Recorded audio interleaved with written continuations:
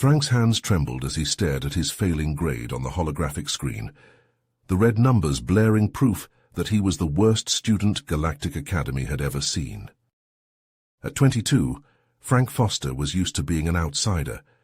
As the only human among a class of 30 mostly reptilian Nausicaans at Nausicaa Prime's prestigious academy, he fought hard to keep up with their advanced curriculum in physics, engineering, and programming. Nausicaans were known across the galaxy for their cutting-edge tech and raw intelligence, and Frank wasn't. "So looks like the stupid human flunked out again," sneered Hydrus, a rich, arrogant Nausicaan who made Frank's life hell. "When are you going to quit embarrassing your kind and go back where you belong, mucking cages at a zoo?" Hydrus's cronies cackled as Frank's face went red. He glanced at his roommate Zix, hoping for backup, but the timid Nausicaan averted his eyes. Frank was on his own, as usual. Only 2 months until final exams. 2 months until he'd either pass by some miracle or fail spectacularly and get his ass shipped back to Earth in disgrace. As the first human student ever admitted to Galactic Academy, Frank had to succeed, for himself and for humanity. Flunking out would mean more than just Frank's personal humiliation. It would mean humans everywhere being laughed at and dismissed by thousands of alien races as primitive, stupid beasts. Humanity would never be accepted in the galactic community. His whole species was counting on him, and here he was, dead last as always. Fail and go home a laughingstock. Pass and achieve his dream of becoming a starship engineer, exploring strange new worlds with an academy diploma as proof of humanity's worth. As the clock ticked closer to finals, the pressure mounted. Frank studied harder than ever before, spending sleepless nights poring over circuit diagrams and element tables. But nothing worked. His test scores stubbornly refused to rise. Hydrus and his gang grew bolder in their attacks, accidentally deleting Frank's homework, hacking his pad to show porn in class. Zix tried to help, but he was as lost as Frank. So this was it. 2 months to turn it all around, or humanity's first and only shot at the academy, and the stars would be lost forever. Frank clenched his fists. One way or another, he had to pass, even if it killed him. Frank paced his quarters, running calculations in his head. His door chimed. It slid open to Zix, who had a grim expression on his reptilian face. "Did you hear? They announced the format for the final exam. It's a practical test. We have to run a simulated emergency scenario on the training ship." Frank's heart sank. Practicals were his worst area. In the controlled environment of the classroom he could sometimes keep up, but under pressure his mind always went blank. Zix continued. "We're being divided into teams. Guess who you're paired with? Hydrus." The next morning Frank shuffled into the simulated bridge of the training vessel. Hydrus and 2 other Nausicaans, Scaros and Xyloth, were already there. They turned to glare at Frank as he entered. "Great, we got stuck with the human deadweight," Scaros hissed. "This is gonna be a disaster." Frank's face burned, but he said nothing, sliding into the engineering station. The screen before him flashed red. Catastrophic power failure. Impact with XK 1542, Moon in 15 minutes. He scanned the readouts, his heart pounding. Main power was offline, backup power failing. Engines, navigation, life support, all dead. They were flying blind on a collision course with a barren moon. "Shit, shit, shit!" Hydrus slammed a fist on the command console. "Nav's not responding. I can't change course." "What about a cold start of the reactor?" Xyloth asked. "In 15 minutes, impossible," Scaros snapped. "We could eject the warp core." "Can't kill everyone on board? Brilliant," Hydrus snarled. As they argued, Frank pulled up the ship's schematics on his personal pad. He ran dozens of scenarios, fingers flying over the screen. With growing excitement, he saw a path, narrow and risky but possible. A way to route power from the impulse engines to the mains, enough for a short burst. "I have an idea," Frank said. The Nausicaans turned to him with sneers. "You give me a break," Hydrus scoffed. Frank ignored him, getting up and tracing the power flow on the schematic. "We still have battery reserves in the impulse drive here. If we manually override the safety interlocks and bridge the output to the main EPS conduits, we can shunt that power to the warp core for a quick start.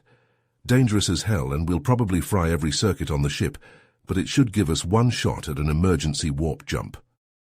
Hydrus glared at the diagram, then at the clock. 12:34 until impact. Fine, he spat. We'll try it your way, human. But if this fails, it's on you. Frank nodded grimly. I'll take that bet. Scaros, Xyloth, you're with me in engineering. Strip the paneling on the ODN junctions and cross-wire the plasma conduits. Hydrus, I need you on the bridge. When I give the word, initiate a warp jump, any heading, maximum warp, and pray.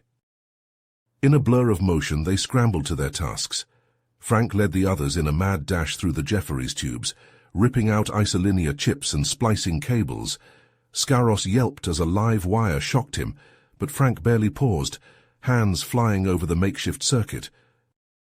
Rerouting power, and now, Frank cried over the comm. On the bridge, Hydrus watched in awe as the warp core thrummed to life. 5, 4, 3, 2, 1. The ship jolted as Hydrus slammed the control. For a breathless moment, nothing happened. Then, with a bone-shaking lurch, the mock vessel shot into warp, the moon receding behind them. Simulation complete, the computer announced. Scenario resolved. Dazed, the students stumbled out of the training simulator. Dozens of eyes locked onto Frank. He stood tall, smudged with grease, a fierce light in his eyes. Zix broke the silence first. Frank, that was amazing. Damn right it was, Hydrus said quietly. He held out a hand to Frank. I was wrong about you, we all were. You're no dead weight. You're the best of us. As the simulation ended and the students filed out, Frank suddenly found himself surrounded by his classmates, their expressions ranging from shock to grudging respect. Even Hydrus, who had been his most vocal critic, approached him with a hint of admiration in his reptilian eyes. How did you do that, human? Hydrus asked, his tone more curious than confrontational. Where did you learn all that? Frank shrugged, a small smile playing on his lips. I've been studying on my own outside of class. I've always been fascinated by how things work, the fundamental laws that govern the universe. I guess I just have a knack for seeing patterns and making connections. Zix nodded, his eyes wide with realization. That's why you struggled in class. The Nausicaan way of teaching, it's all about memorizing facts and theories. But you think differently. You see how it all fits together in the real world. Frank grinned, feeling a surge of pride. Exactly, I learn by doing, by getting my hands dirty and figuring things out for myself. As word of Frank's achievement spread through the academy, he found himself the center of attention. Students he had never spoken to before approached him in the halls, asking for advice, or just wanting to hear his story. Even some of the faculty members began to take notice, whispering amongst themselves about the human prodigy in their midst. But not everyone was impressed. A few days after the simulation, Frank received a summons to the office of Dr. Zolak, the dean of the engineering department. Frank had never met the renowned Nausicaan scientist, but he knew him by reputation, a brilliant but ruthless academic who held great sway over the future of his students.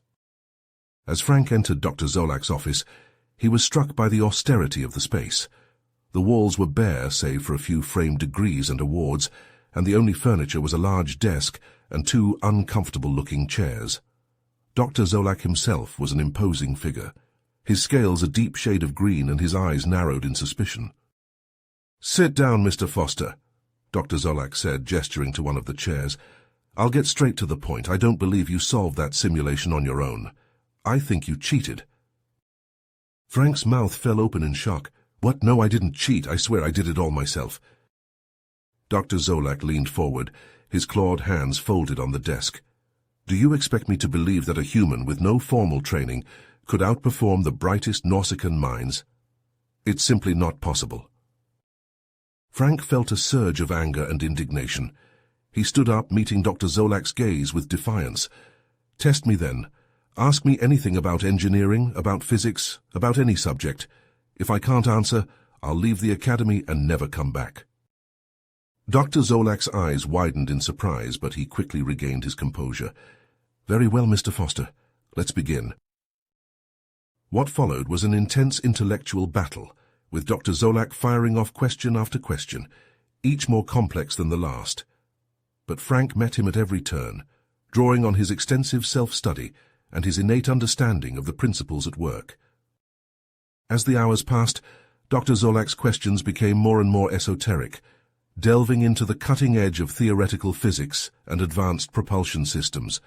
But still, Frank held his ground, not only answering the questions, but offering his own insights and critiques of established Nausicaan theories.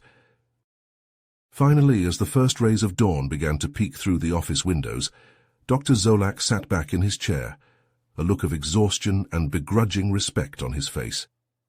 "Enough," he said, holding up a hand. "I concede. You have bested me, Mr. Foster. I apologize for my accusations. It's clear that I, and perhaps all of Nausicaan academia, have grossly underestimated the potential of the human mind." News of Frank's triumph over Dr. Zolak spread like wildfire through the academy. Suddenly, the lone human student was the talk of the campus, with students and faculty alike marveling at his intellect and his audacity in challenging the dean himself. In the days that followed, Frank found himself inundated with requests for tutoring, study groups and collaborations. But the most surprising development came from Dr. Zolak himself. The dean offered Frank a prestigious research position, working alongside him on some of the most advanced projects in the field of space engineering. As Frank settled into his new role, he couldn't help but feel a sense of pride and accomplishment. He had come to the Galactic Academy as an outsider, a curiosity at best, and a laughingstock at worst. But through his own hard work and determination, he had proven himself not only equal to, but in many ways superior to his Nausicaan peers. But Frank knew that his journey was far from over. With his newfound position and the respect of his colleagues, he had the opportunity to push the boundaries of what was possible, to help unlock the secrets of the universe for the benefit of all species. And as he looked out at the stars from his new office, Frank couldn't help but smile. He knew that he was just getting started, and that the future held limitless possibilities for him and for the budding partnership between humans and Nausicans. As Frank returned to Earth, he found himself thrust into the spotlight. News of his role in preventing an interstellar war had spread like wildfire, and he was hailed as a hero by the media and the public alike. Invitations to speak at conferences and events poured in from all corners of the globe. One such event was a high-profile conference on interspecies cooperation, held in the heart of New York City. Frank stepped onto the stage, his heart pounding as he faced a sea of eager faces. He took a deep breath and began to speak, his words flowing with a passion and sincerity that captivated the audience. He spoke of his experiences at the Galactic Academy, of the challenges he had faced as a human among Nausicans. He spoke of the Krithak, and how a willingness to understand and communicate had averted a catastrophe. He urged the audience to embrace diversity, to seek out and learn from those who were different from themselves. As he spoke, Frank could see the impact his words were having. The audience hung on his every word, their eyes shining with a new understanding. When he finished, the applause was deafening, a roar of approval that seemed to shake the very foundations of the building. In the days that followed, Frank's face was everywhere. His speech went viral, shared and reshared across social media platforms. He was interviewed by major news networks, his insights sought on everything from alien relations to the future of space exploration. Back at the Galactic Academy, Frank tried to return to his studies, but found it difficult to concentrate amidst the constant buzz of attention. He was just leaving a particularly grueling physics class when a voice called out to him. "Frank Foster?" He turned to see a woman approaching him, her stride confident and purposeful. She was human, with sharp, intelligent eyes and an air of authority about her. "I'm Elena Blackwood," she said, extending a hand. "I represent an organization known as Omega Code. I believe we have much to discuss." Frank hesitated for a moment, then shook her hand. I'm listening. Elena led him to a quiet corner of the campus, away from prying eyes and ears. We've been watching you, Frank, she said. Your achievements, your unique perspective. We believe you have a rare set of skills that make you uniquely suited for a special mission. Eleanor's expression turned grave.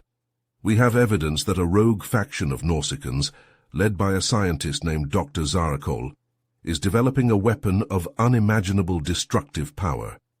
They plan to use it to assert Nausicaan dominance over the galaxy. Frank felt a chill run down his spine. He had heard whispers of Dr. Zarakol, a brilliant but unstable mind, feared even among his own people. What do you need me to do? He asked, his voice steady despite the fear gnawing at his gut. We need you to stop him, Elena said simply. Your knowledge of Nausicaan technology, your ability to think in ways they can't. You may be the only one who can prevent a catastrophe on a galactic scale. The next few weeks passed in a blur as Frank was put through a rigorous training regimen. He learned advanced espionage techniques, honed his combat skills, and was equipped with cutting-edge human technology. A personal cloaking device, a neural interface that allowed him to hack Nausicaan systems, tools that would be essential in his mission. But as he prepared, Frank couldn't shake the feeling that he was being watched.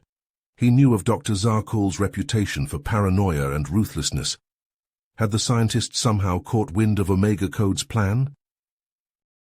Frank knew he would need to use every trick in his arsenal, every ounce of his human ingenuity, and his hard-won Nausicaan knowledge to outsmart Dr. Zarkol.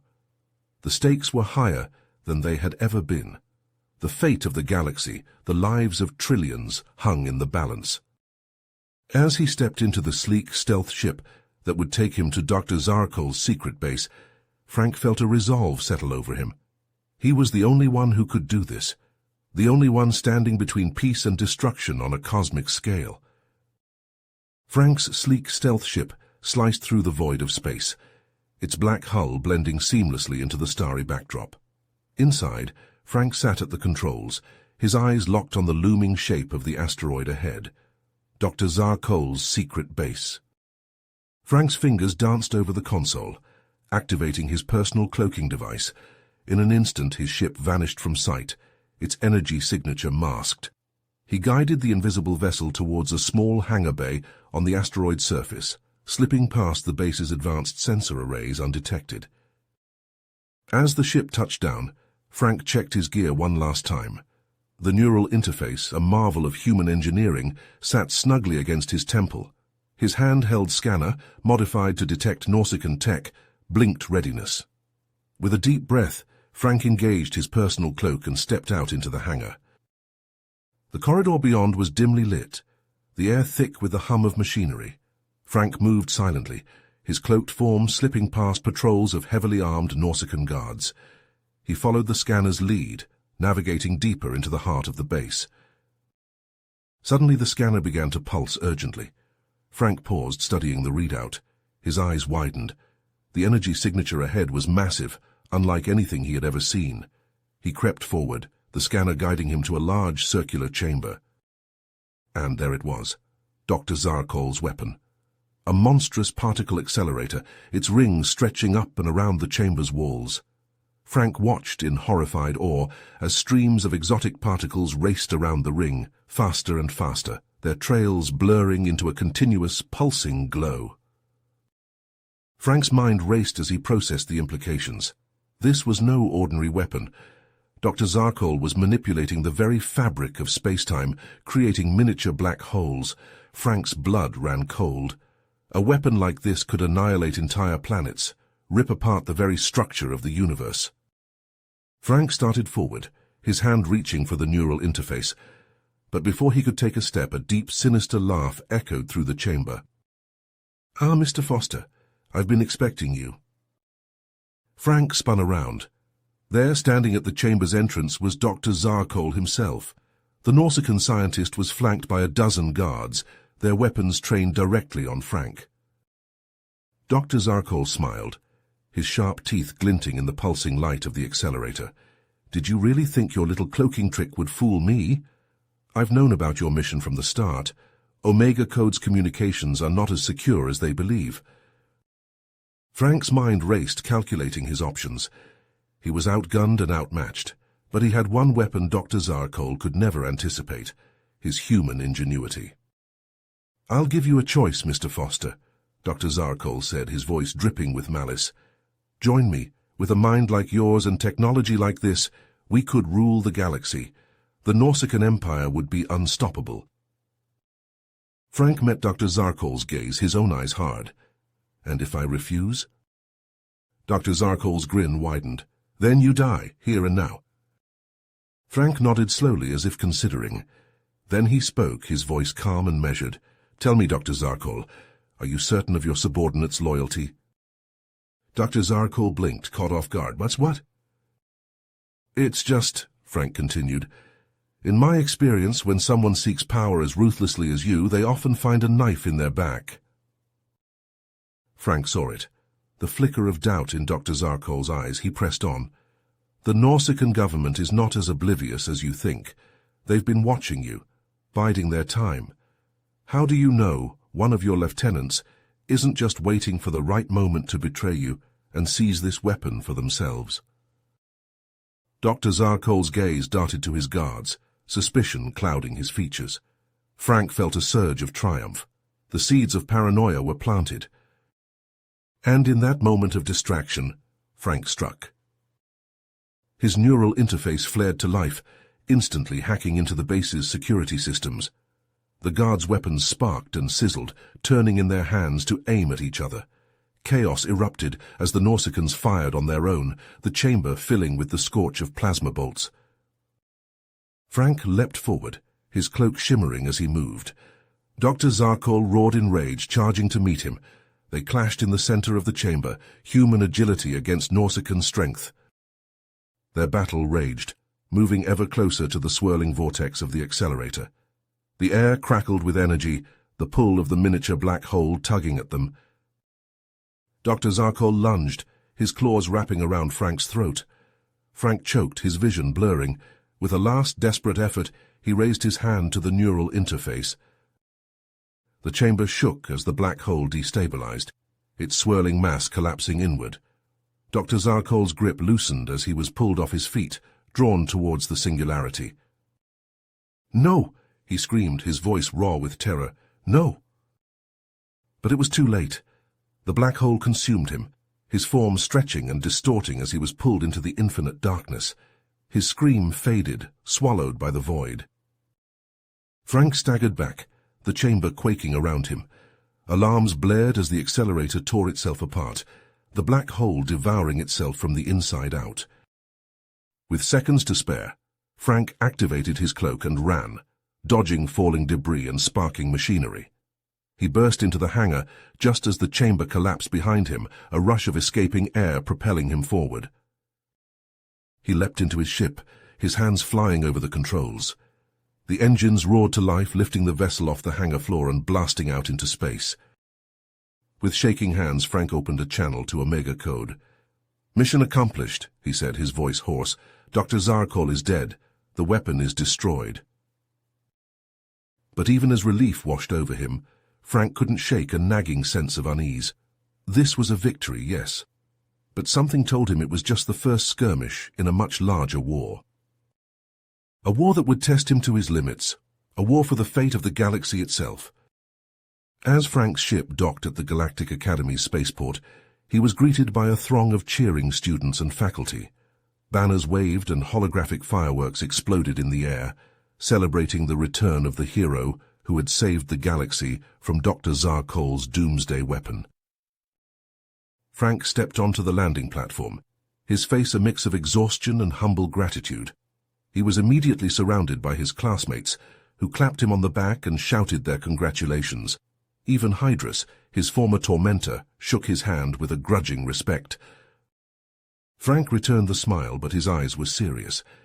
"It's not over yet, Dr. Zolak. Dr. Zarkol may be gone, but his faction is still out there. We need to be vigilant." Dr. Zolak nodded, his expression sobering. Of course. But today we celebrate. The Norsican High Council has requested your presence. They wish to honor you for your service. Frank's brow furrowed. Honor me? How? They're offering you a position, Frank. Special consultant to the Nausicaan military. It's an incredible opportunity. Frank was silent for a long moment. A military position? The idea sat uneasily with him. His passion was for science, for exploration and discovery, not for war.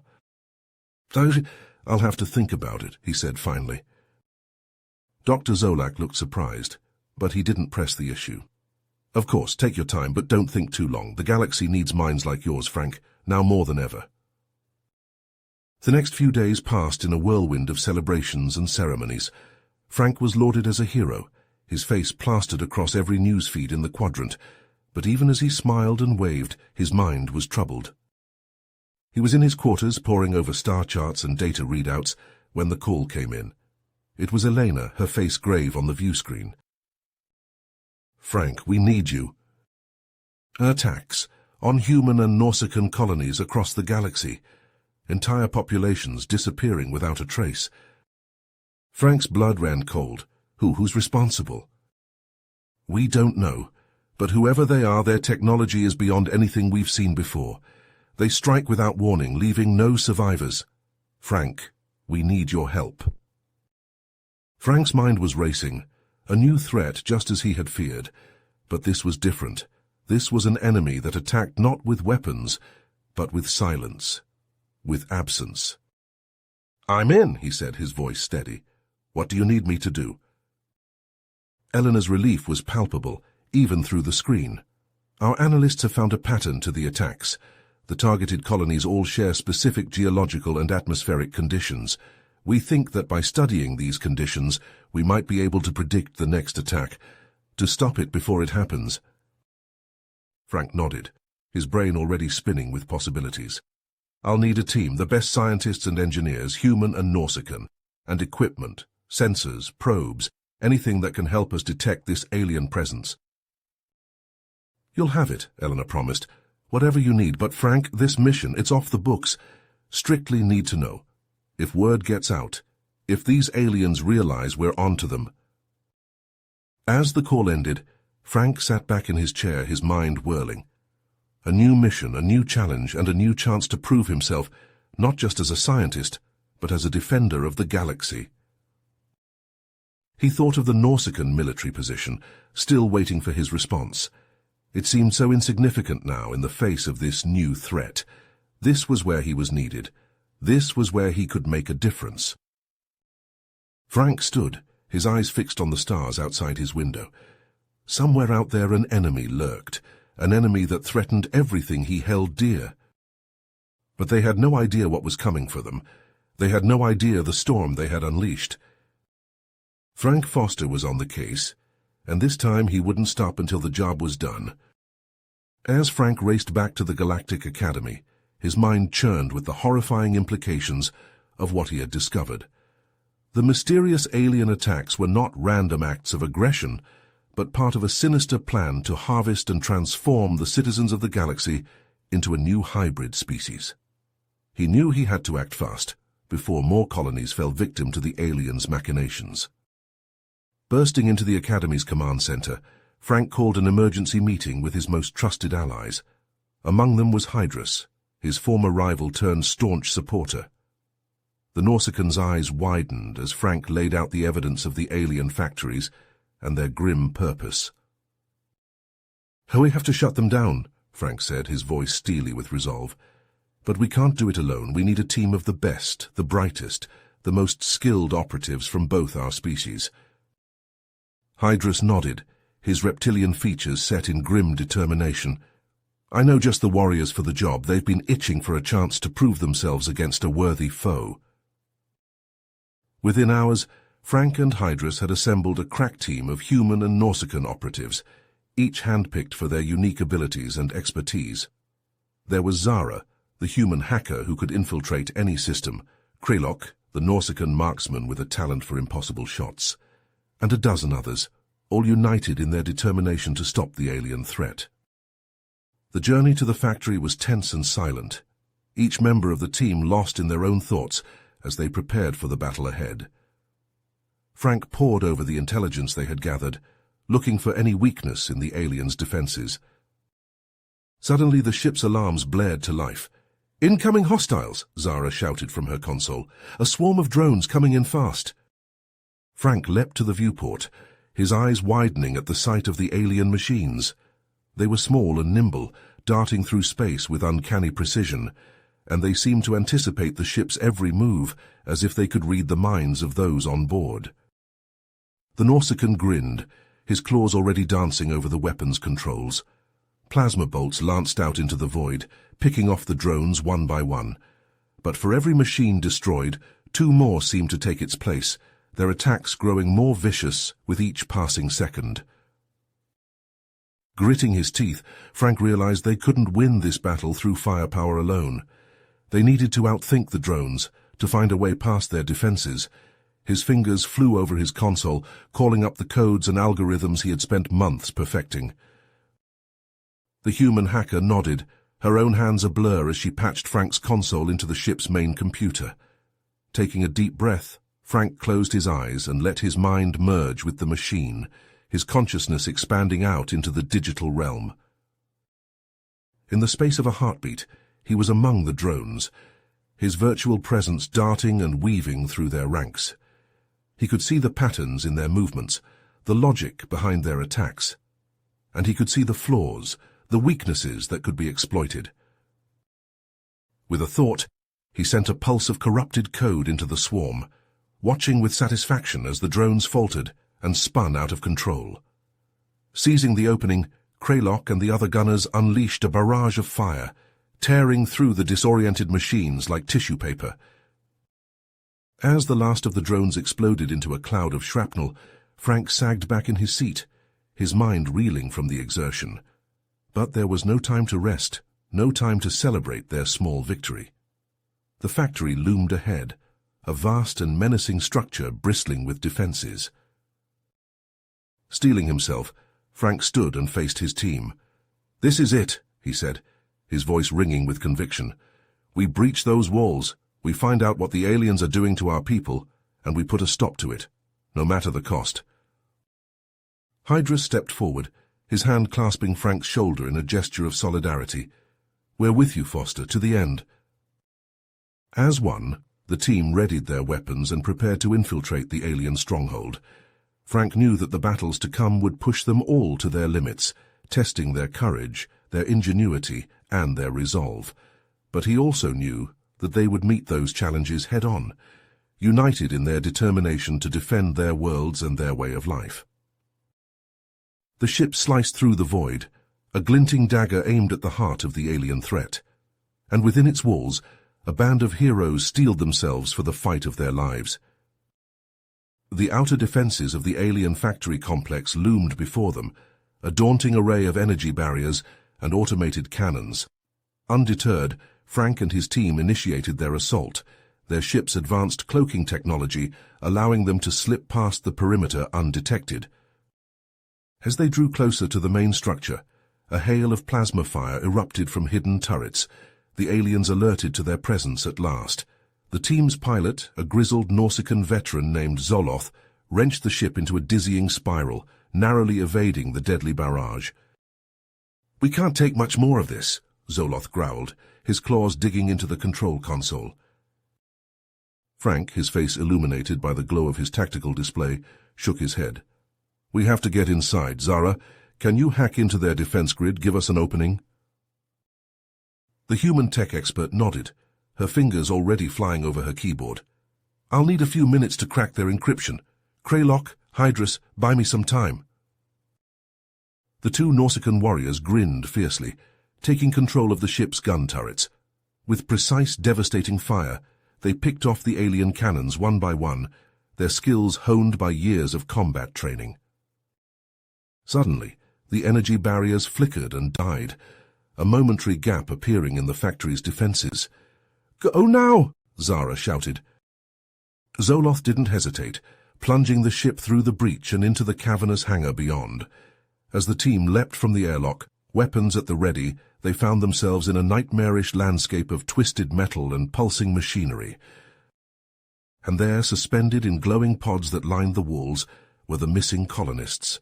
Their bodies were warped and distorted, their flesh merging with the alien technology in a grotesque fusion of organic and inorganic matter. "By the gods," Hydrus breathed, his reptilian eyes wide with horror. "What have they done?" Frank, fighting down his own revulsion, scanned the readouts on his handheld device. "It's worse than we thought. The aliens aren't just harvesting these people, they're transforming them, using their genetic material to create a new hybrid species." Kralok snarled, his claws flexing around the grip of his plasma rifle. "We need to put a stop to this now." But before they could take another step, a deep, resonant voice filled their minds, echoing through their very thoughts. "You are too late, primitive ones. The process has already begun."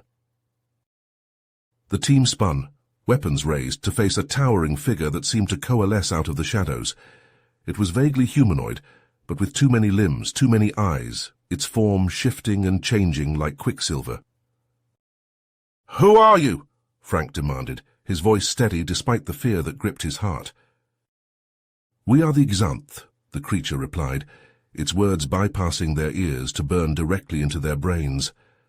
"The last survivors of a civilization that once spanned the stars, and now we have returned to claim our rightful place as the masters of this galaxy." Frank shook his head, defiant. "We won't let you. We'll fight you every step of the way." The Xanth seemed to chuckle, a sound that sent icy shivers down their spines. "You cannot stop the inevitable. Your species, all species, will be subsumed, elevated to a higher existence as part of our grand design." With a roar of fury, Hydrus charged forward, his plasma blade flashing. But the Xanth merely waved a hand, sending the Nausicaan warrior flying back into the wall with bone-crushing force.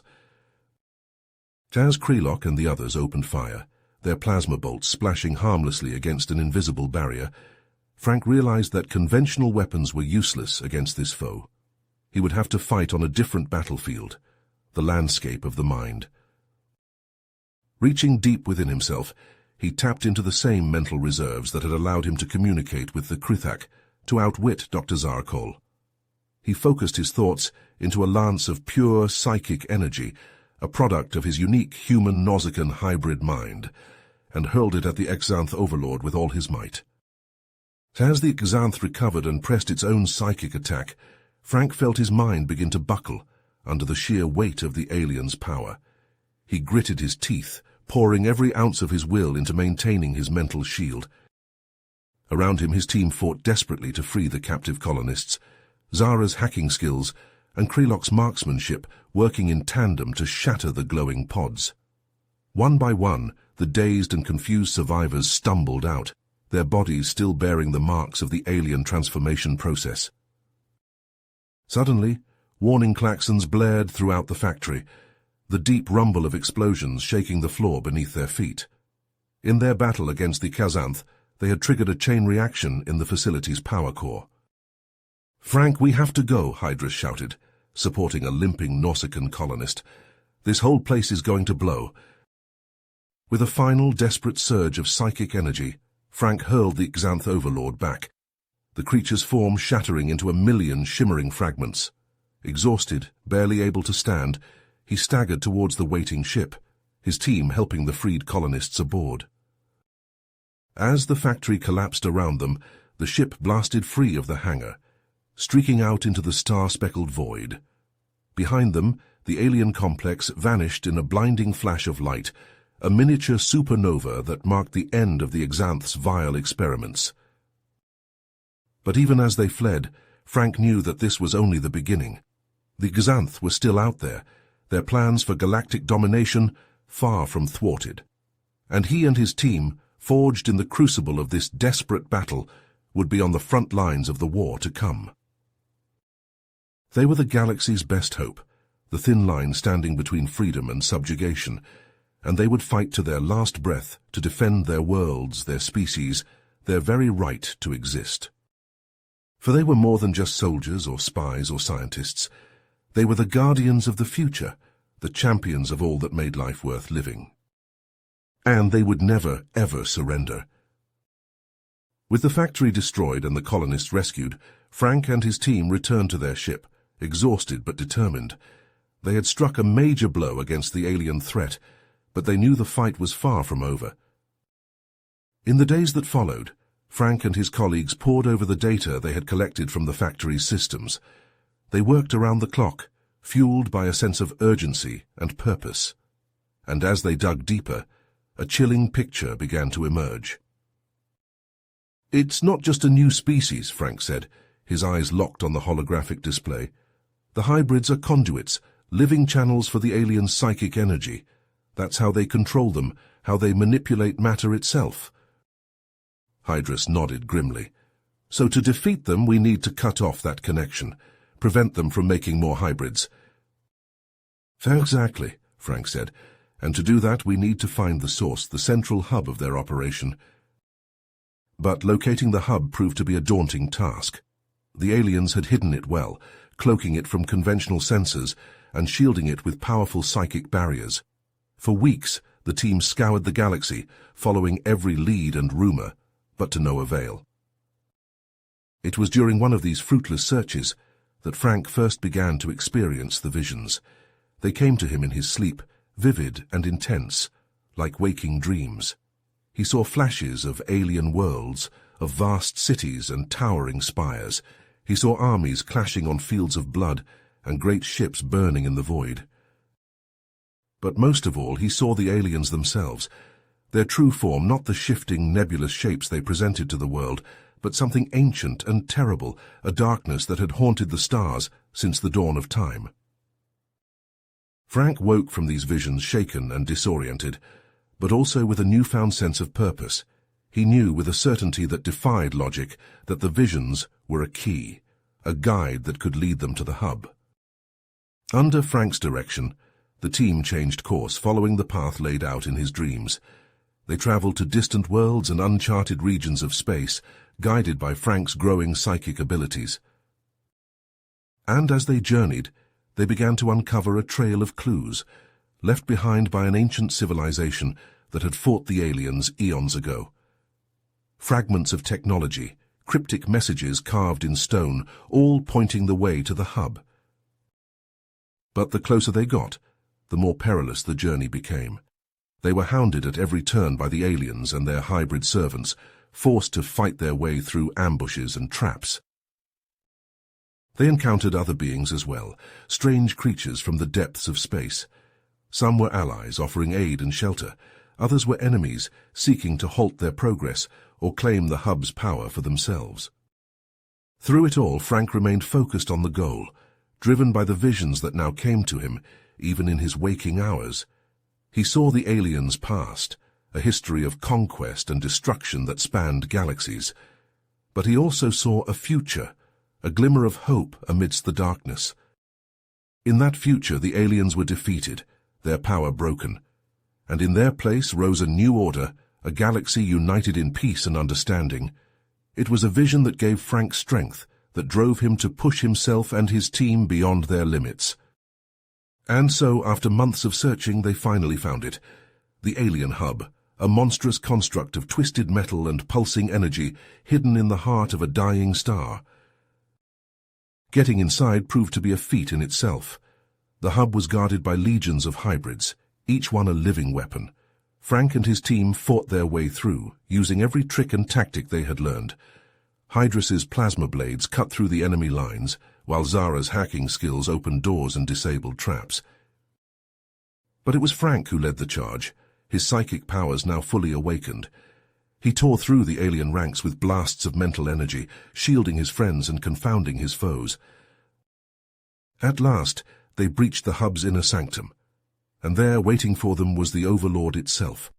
No longer the shifting, immaterial being they had faced before, but a monstrous entity of pure psychic might, towering over them like a colossus. The battle that followed was like nothing any of them had ever experienced.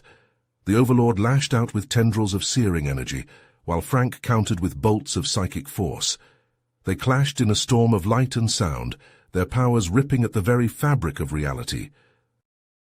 Around them, Frank's team fought to clear a path to the hub's core, where they hoped to plant the device they had built from the ancient civilization's technology, a weapon designed to sever the psychic link between the Overlord and its hybrid army.